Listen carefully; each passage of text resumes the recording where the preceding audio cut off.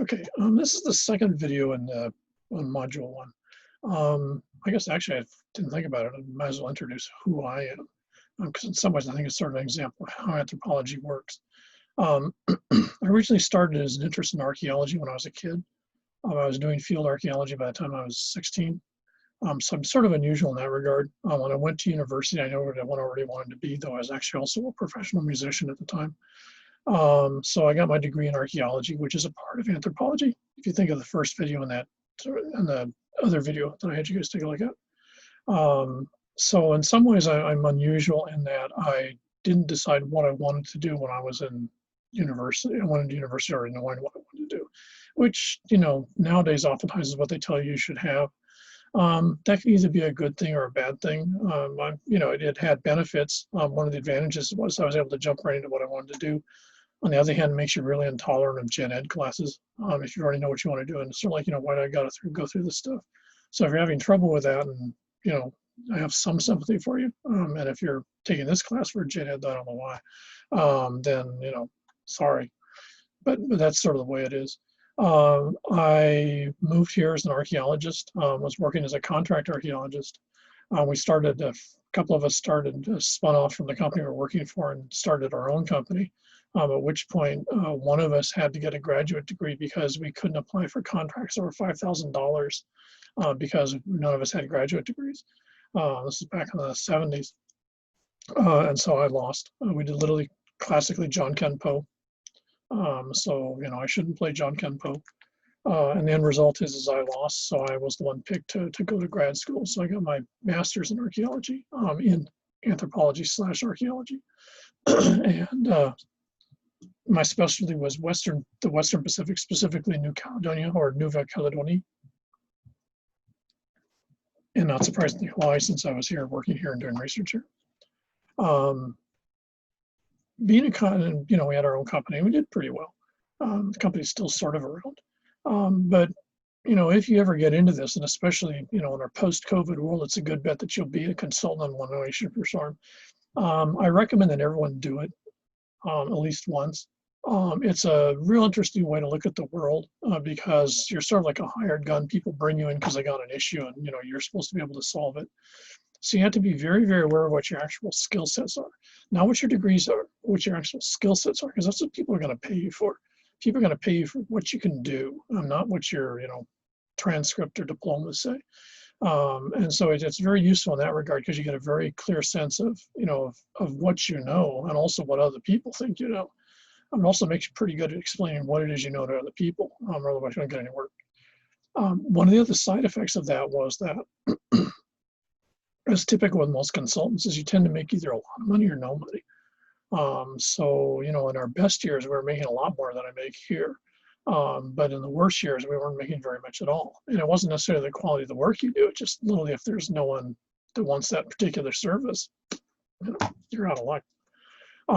So being a consultant is really useful, I think, in many ways, especially if you come out of academia, because it's about as reverse of academia in some ways as you can get. You're totally immersed in a business environment. You're literally thinking, okay, how much I'm going to get paid for this? So you become very, very aware of the fact that, if you give people opinions or advice, for example, and you're not getting paid for it, that you just donated, maybe $300 worth of your time. That's not going to help pay bills. So you tend to get a pretty mercenary view of what knowledge is and what it is you have to offer, which I don't think is necessarily a bad thing. That's just a different thing. In that situation, a job teaching here opened up.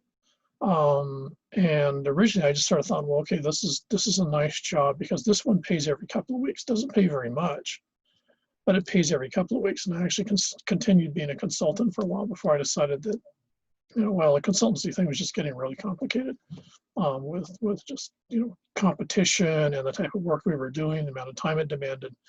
And so more and more I segued into being an academic.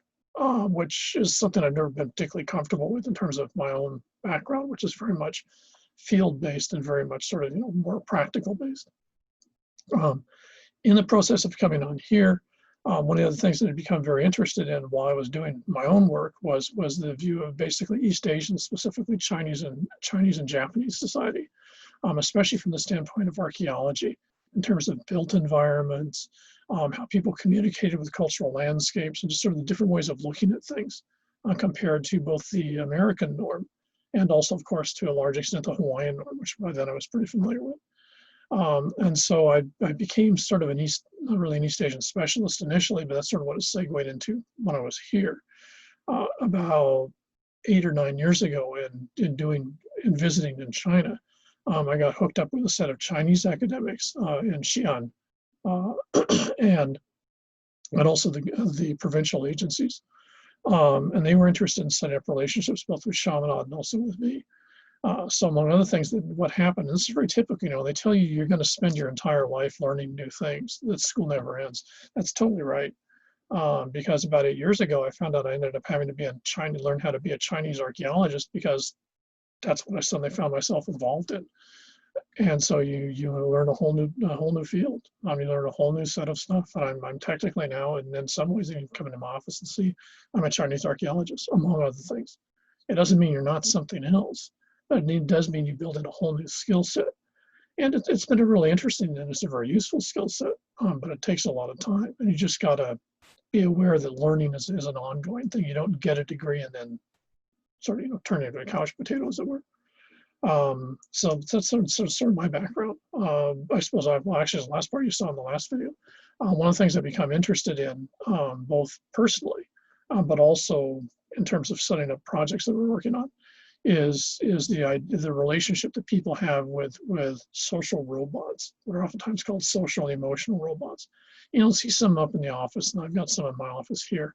This was a project I was working on for the last couple of years. It doesn't look like it's going very far right now because it was actually a for-profit company in the sense that we were trying to basically come up with something that would be sort of like either a Kickstarter campaign or something, building one of these social emotional support robots. You'll probably see some of this during the semester because I still think it's a fascinating way to look at the way that what we see of the world around us is both culturally defined but also changes dramatically. It's not the same as it was 20, 50, or 100 years ago, even in the same culture.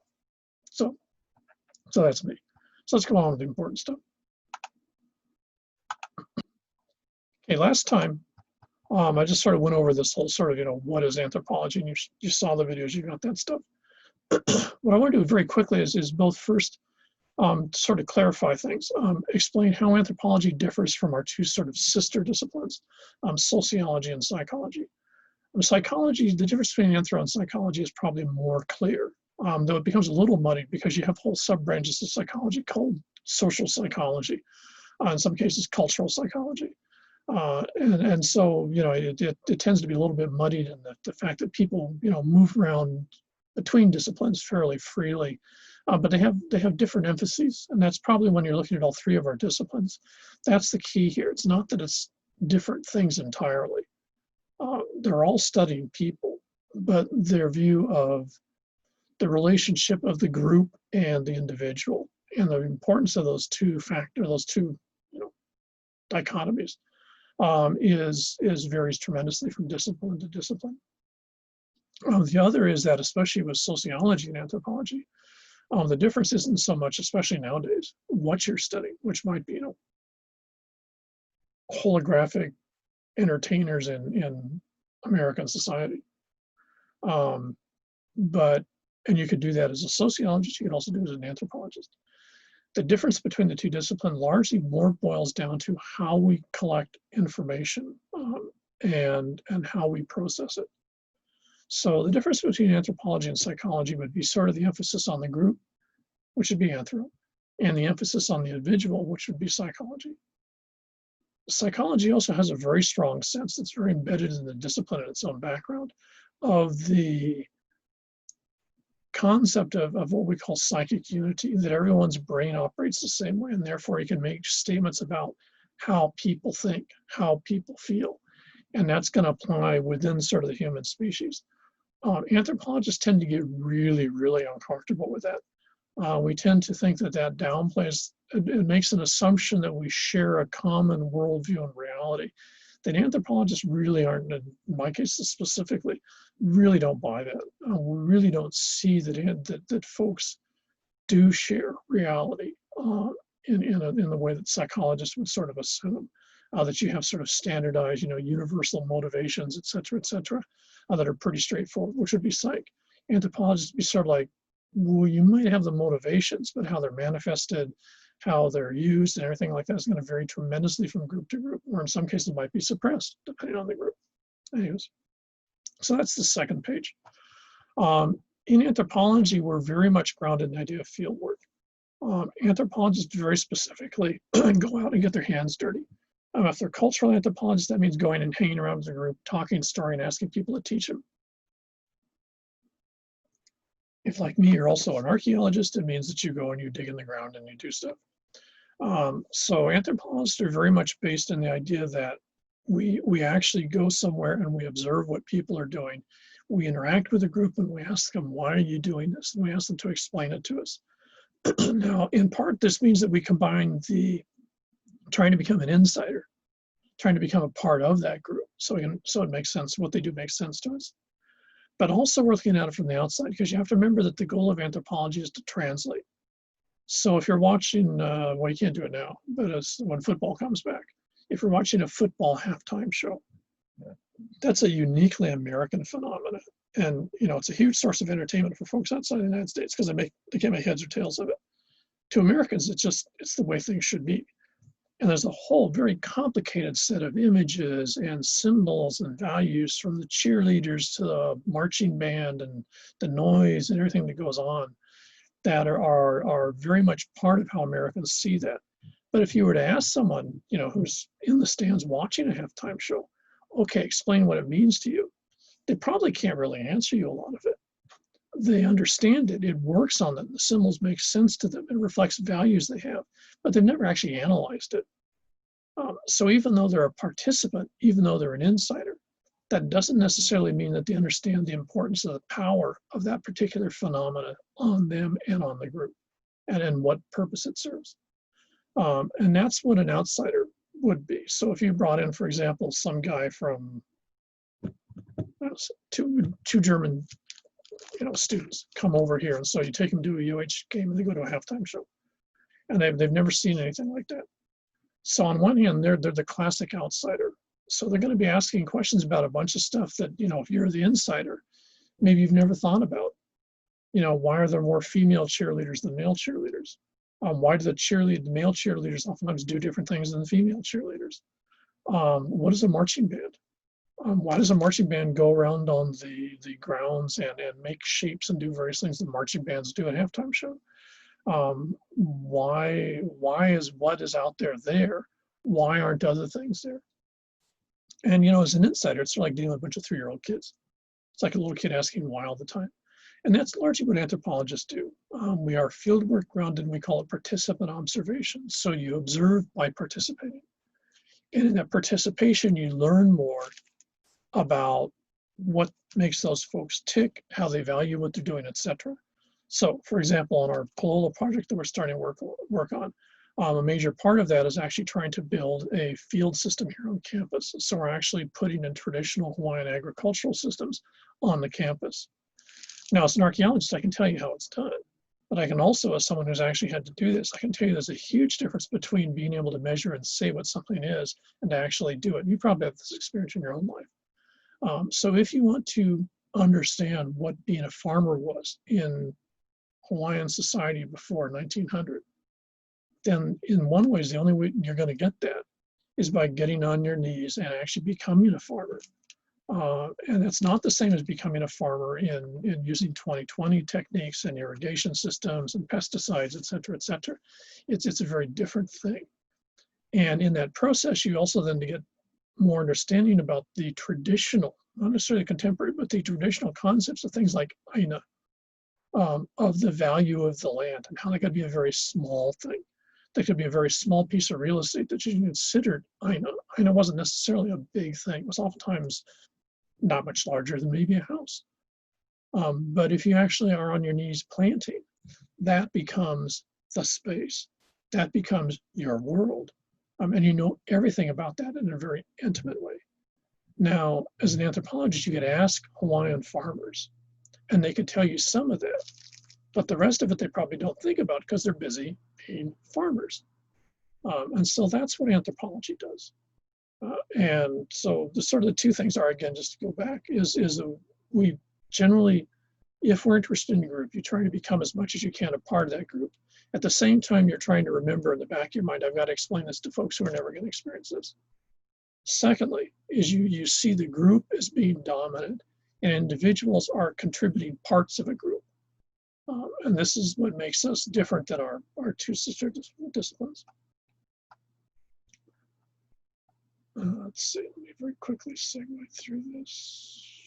The culture and society one, that's, you'll see that. I think I'll send you the link to that guy's second video. He does a good one of those. But when you're looking at culture, and again, you have to remember this is a problem that all three of our disciplines have. A lot of the terms we use in very technical, specific things, in very technical and specific ways, have become so much a part of American verbiage that they, in many ways, everyone thinks they know what they mean, but in reality, those terms are incredibly vague and in some cases pretty useless. Multicultural is a good example of, for at least from an anthropology standpoint, a totally useless term. You hear it all the time. It's a huge thing in education, has been since the 1990s or something like that. And most of the stuff, when you're looking at it, really isn't multicultural. It's something else. That doesn't mean it's bad. It just means that in some ways it's not really using that term in the way that it was originally intended to be used. So when we use culture, what I expect you guys to use in this class is in the context of the page I've got here. And society is a subset. So I'm going to use the two terms a lot. And if it's confusing, just sort of remember culture is the package of people that share a set of beliefs and values and attitudes that are the part of the collective. Society is a specific geographic location. So if you're familiar with your Hawaiian studies or Hawaiian history, one of the larger ethnic groups here, starting in the 1870s, was Chinese. So you can have folks who are Chinese whose family came over here in the 1870s, who still speak, on this Upper Kula, for example, who still speak Cantonese at home. And they still have very Chinese values, even though in most cases are almost invariably part Hawaiian. On the other hand, you can have someone who migrated 10 years ago from exactly the same town in Zhongshan in China. Now, both those folks are part of Chinese culture. They share a very similar set of values, attitudes, and in some cases even the same language. But the folks living in Kula, who are the descendants of the folks that came over here in the 1870s, left China when it was still an imperial country. The Cantonese they speak is 130 years out of date or 150 years out of date. Someone who came over here last year from Zhongshan, the same town, maybe even the same village in the same town, comes from a very different Chinese experience. So on one hand, they share the same culture, but they're part of two very, very different societies. So you'll see a lot, I'll use the term Chinese society or maybe Hawaiian society. That's very much talking about a very time-based, very place-based specific. Culture is a more general package. So you can have folks in a bunch of places who see themselves as part of a culture or part of very different societies. And it's a good bet that you're in some ways, almost all of you are at least a part of that same phenomenon. So remember, society's place-based, and it's usually time-based in the sense of a particular time. Culture is a much more collective, much larger, much more sort of umbrella, overarching concept. The other part to remember is culture is not something you acquire by birth. You don't pop out of your mom speaking Hawaiian or Cantonese or Putonghua Mandarin or Japanese or whatever. You learn it. The norms that make up what you consider normal are something that you acquire by virtue of the people you hang around with, the places you hang around with, and the things you do. Culture is something that's learned.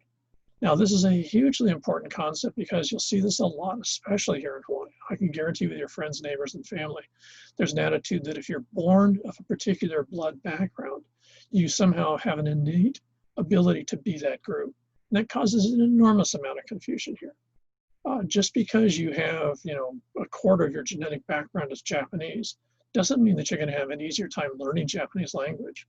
And it doesn't mean that you're going to think Japanese. There's no relationship between your blood quantum and the way your brain works. Sorry, but it's just that doesn't happen. You learn culture. You learn how to be part of a group. And the other thing about culture is it's collective.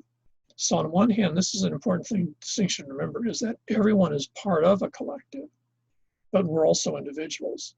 So you're constantly negotiating what you want as an individual, what you think you should have as an individual, your interpretation of things from the individual standpoint, vis-a-vis what the group thinks about those.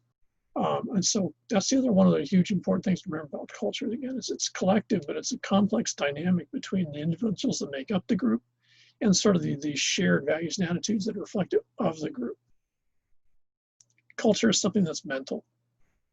There's a bunch of cases. The Japanese taking over Korea in 1900, for example, try to erase Korean society, erase Korean culture. They do the same thing in Okinawa.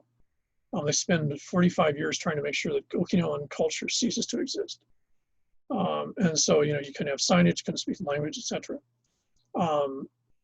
Nonetheless, people can persist in doing that stuff. And when the Japanese when the Japanese occupation ends and Okinawa temporarily becomes American, or when South Korea becomes a country, then all of a sudden, pop, that stuff shows up. Why? Because culture is something that people learn. And just like the stuff that you've learned and you're learning in your educational careers, it's in your head. And therefore, culture is not something that's physical. There are physical manifestations, symbols, and values that are reflective of a culture. But the culture itself is not a physical thing. And that's why it's so hard to get rid of culture. There's tons of things, even in contemporary cultural genocide. I mean, the list goes on in the 2020s, depressingly enough. And yet those groups will survive if they can persist as individuals and if they can share the information. So culture is not something that's based in objects. It's not something that's based in a place. It's something that's based in the people that make up that group. Culture is also dynamic. Cultures are constantly changing. What is American, sort of Anglo-American in 2020 is very different than what was Anglo-American in, say, 1950 or Anglo-American in, say, 1900. Sure, there's parts of it the same. There's still stunning parts that have totally changed. And that's the key to all cultures. Cultures exist in the contemporary world of its members. So cultures are always changing. On the other hand, I almost guarantee that you were brought up by a family or a group that was always saying, this is what you're supposed to do because this is how we were brought up and this is how we do stuff. That's one of the weird aspects of culture. Because it's learned, it tends to be sort of inherently conservative because people are going to bring up their kids or their siblings or whatever within the framework of the way they see the values around them. And so cultures on one hand are constantly changing. On the other hand, cultures are inherently almost always talking about the past. This is the way we do stuff. In the past, this is the way we always did stuff, and this is how we do stuff now. So there's this weird sort of dichotomy or almost contradiction that makes up culture. This is an important part of culture. You see a huge amount of that going on in American society right now in 2020. This confliction between the dynamic changes that are occurring and this conservative sort of, if you're a true American, and that's not unique to this time and place. It's not unique to us. It's typical of every culture in every time and every place. I think I'll do next time. So we'll stop here.